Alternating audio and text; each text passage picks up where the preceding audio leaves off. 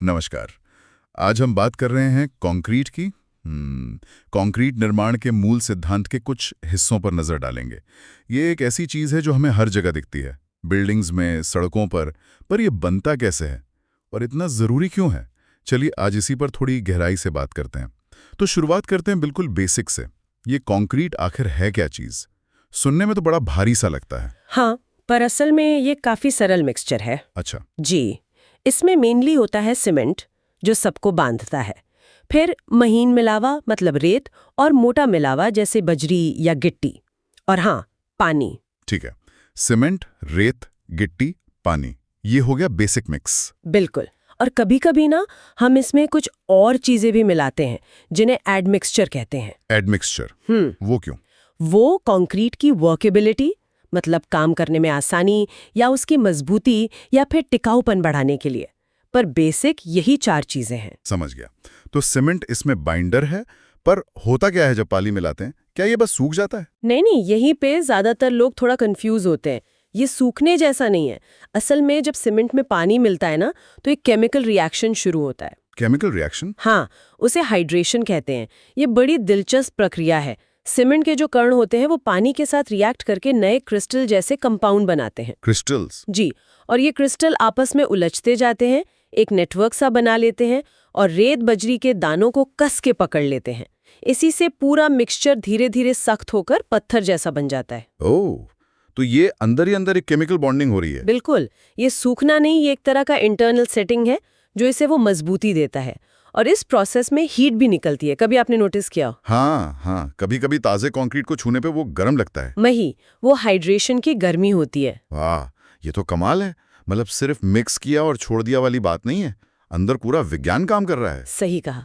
और शायद इसी हाइड्रेशन की वजह से कंक्रीट के गुण इतने खास होते हैं। स्रोत में इसकी कुछ प्रॉपर्टीज बताई गई हैं, जैसे कंप्रेसिव स्ट्रेंथ। हाँ, कंप्रेसिव स्ट्रेंथ मतलब दबाव झेलने की ताकत। ये कंक्रीट की सबसे बड़ी खूबी है। मतलब भारी वजन सह सकता है। बहुत ज्यादा।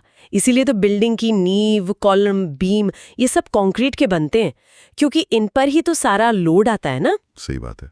और टिकाऊपन, ड्यूरेबिलिटी के बारे में भी लिखा है। जी हाँ, अगर इसे ठीक से डिजाइन किया गया हो और इसकी क्योरिंग सही से हुई हो। क्योरिंग मतलब? क्योरिंग मतलब शुरुआती दिनों में कंक्रीट में नमी बनाए रखना, ताकि हाइड्रेशन का प्रोसेस पूरी तरह से हो सके। अगर ये ठीक से हो तो कंक्रीट सालों साल, दशकों तक चलता है। अच्छा, तभी सड़कें, पुल, डैम वगैरह इतने लंबे टिकते हैं। बिल्कुल, मौसम की मार, ट्रैफिक का लोड सब झेल लेता है। और एक और बहुत बड़ा फायदा है, वो क्या? इसकी वर्सेटैलिटी, मतलब इसे किसी भी शेप में ढाल सकते हैं। हाँ, ये तो है। जब ये गीला होता है, इसे किसी भी सांचे में डाल दो, सीधी दीवार, घुमावदार दीवार, मुश्किल डिजाइन, सब बन जाता है ना? ये खूबी इसे आर्किटेक्ट्स और इंजीनियर्स का पसंदीदा मटेरियल बनाती है, और स्टील वगैरह की तुलना में सस्ता भी पड़ता है शायद, खासकर बड़े प्रोजेक्ट्स में। हाँ, आमतौर पर मजबूती और बहुमुखी प्रतिभा के हिसाब से देखें तो ये अक्सर ज्यादा किफायती होता है। तो इन्हीं गुणों की वजह से इसका इस्तेमाल इतना ज्यादा होता है। नींव, कॉलम, बीम, छतें, सड़कें, पुल, बांध, सुरंगें। बिल्कुल, और प्रीकास्ट चीजें भी बनती हैं, जैसे पाइप, ब्लॉक, बिजली के खंभे। सोचिए कितनी जगह इस्तेमाल होता है। हर जगह ही है लगभग। तो संक्षेप में कहें तो concrete equals to cement plus पानी प्लस मिलावा, और जरूरत पड़ने पर एडमिक्सचर। एकदम सही। तो कुल मिलाकर हमने देखा कि कैसे ये साधारण सी दिखने वाली चीज, सीमेंट, पानी, रेत, गिट्टी, आपस में मिलकर हाइड्रेशन नाम की एक केमिकल प्रक्रिया के जरिए एक इनक्रेडिबली स्ट्रॉन्ग और वर्सेटाइल मटेरियल बनाती हैं। जी। और ये एडमिक्सचर वाली बात भी काफी महत्वपूर्ण है कि हम जरूरत के हिसाब से इसके गुणों को बदल भी सकते हैं। हाँ, और यहीं से ना एक बहुत जरूरी सवाल भी उठता है। कैसा सवाल?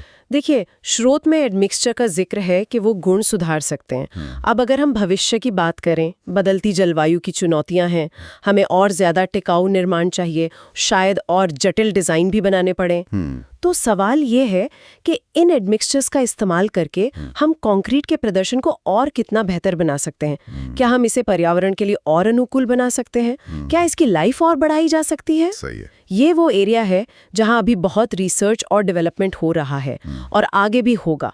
ये सोचने वाली बात है कि इस बुनियादी मटेरियल को हम भविष्य की जरूरतों के लिए कैसे और बेहतर बना सकते हैं। बिल्कुल, ये एक अहम सवाल है जिस पर सोचना चाहिए। इसी विचार के साथ आज की हमारी ये चर्चा यहीं समाप्त होती है।